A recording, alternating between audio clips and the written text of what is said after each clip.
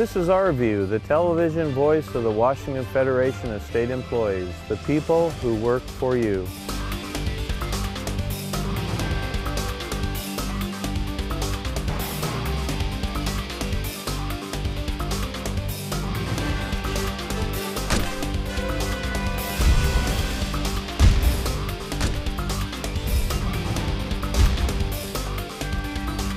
Like other governments, Washington State faces declining revenues. While the budget must be balanced, state employees have had the budget balanced on their backs for the past 2 years, taking something like $1 billion in pay and benefit cuts.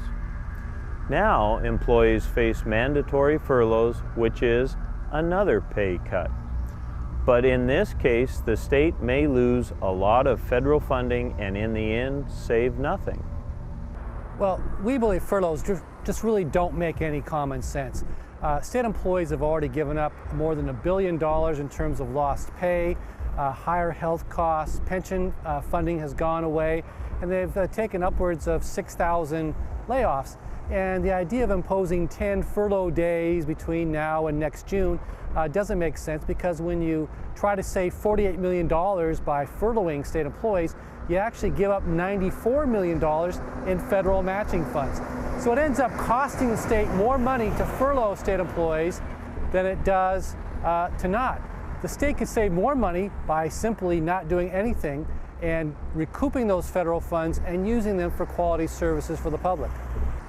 Now, instead of furloughing state employees and once again sticking it to state employees, the state ought to do more to close tax loopholes. They did a little bit this session, but they need to do some more. And they are looking at revenue increases. The voters will vote on many of those things as well. But there's other areas of state government that can be cut that we believe are inefficient. There's too many middle managers that could be cut. They get special pay, and there's an area that could be cut there. And there, state government in many areas is top-heavy, and there are more chefs and not enough cooks, basically. And we need to have more state employees on the front line and get rid of a lot more middle managers. And that's one way you could cut. Furloughing state employees 1 day a month for a few months isn't going to save money. It's going to cost money. There are going to be more overtime costs. And it simply says that state employees ought to sacrifice more, and that's not a good reason for furloughing state employees.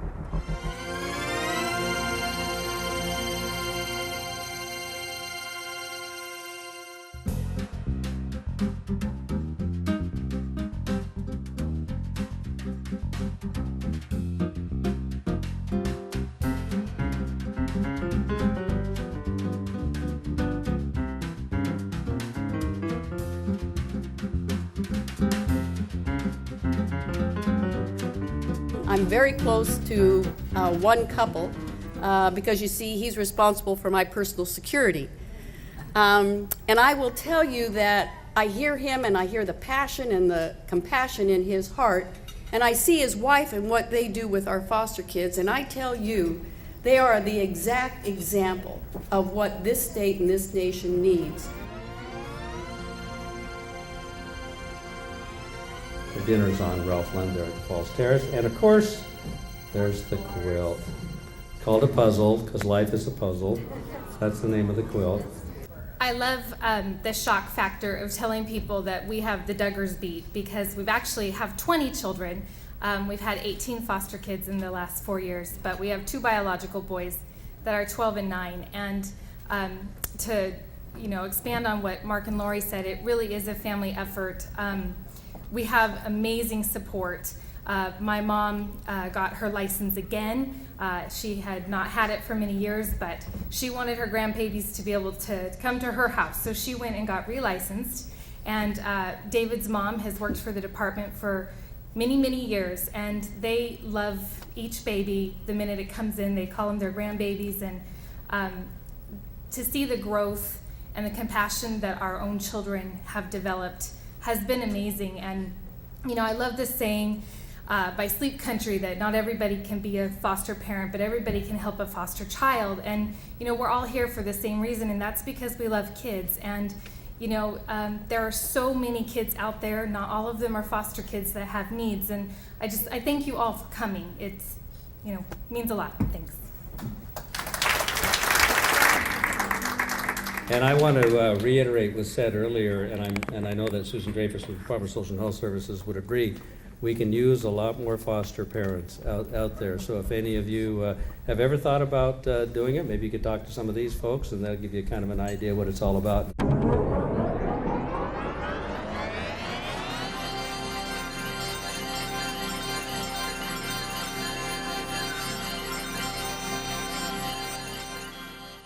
People with physical challenges need jobs just like anyone else. Many times people are overlooked when they could be the best employee for the job. Events are staged to bring together job seekers and employers for their mutual benefit. That's also a challenge in France, where the job opportunities are a part of the nation's employment law. Ben Marcus reports from France.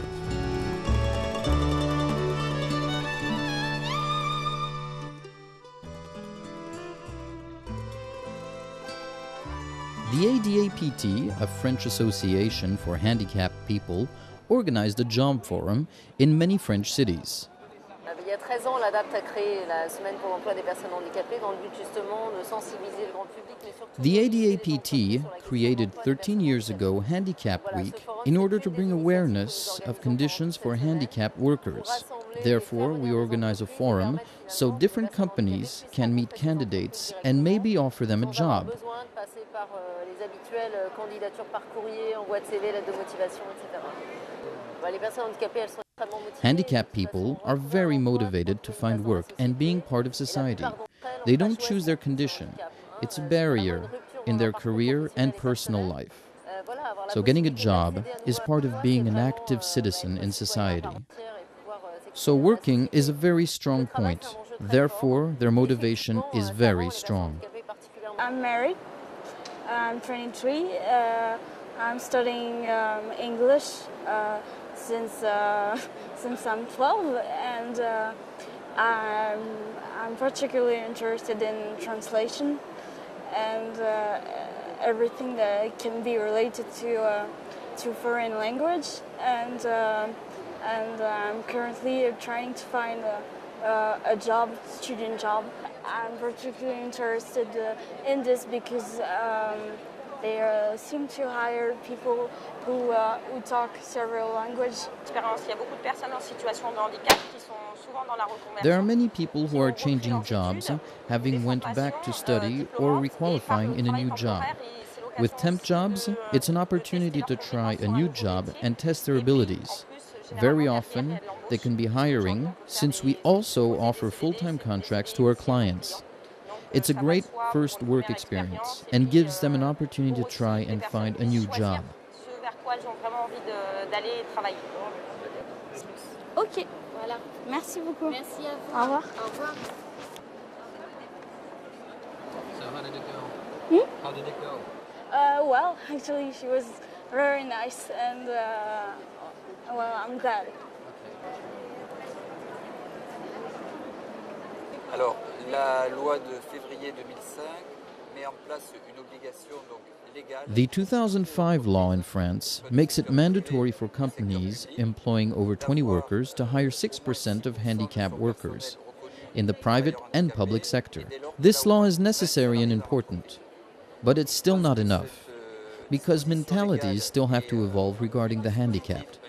That means that for many employers, being handicapped can confuse some people just because of ignorance.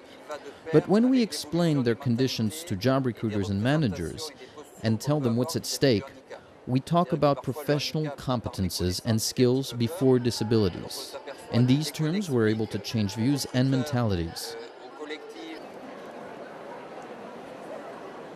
I'm a little lost, actually. I'm discovering the whole process of giving resume and stuff, and I thought it would be maybe a little bit harder because I'm really shy in real life. So I wasn't expecting me to react like this and be maybe so you know, able to go around people and ask questions, because I'm not like that really. The whole process in itself is kind of great, because I never do that. You know, a good experience in terms of doing something new and knowing that you can do that precise stuff. Benjamin Marcus for Our View, Paris, France. American workers have a history. Here's Ross Rieder.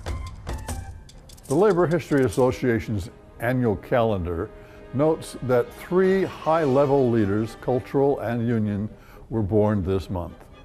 They were Harry R. Bridges in 1901, Earl Robinson in 1910, and Woody Guthrie in 1912. We've reported on Earl and Woody before, but never Harry. Harry was not a musician like the other two, but he knew the value of a good rousing labor tune, which was only a part of his charm for me. Harry Bridges was the leader of the International Longshore and Warehouse Union. Harry was a Melbourne lad who ran away to sea at age 17 in search of adventure, jumping ship in San Francisco in 1920 after surviving a national strike and 2 shipwrecks. All he had to do was pay the $8 head tax to enter the country.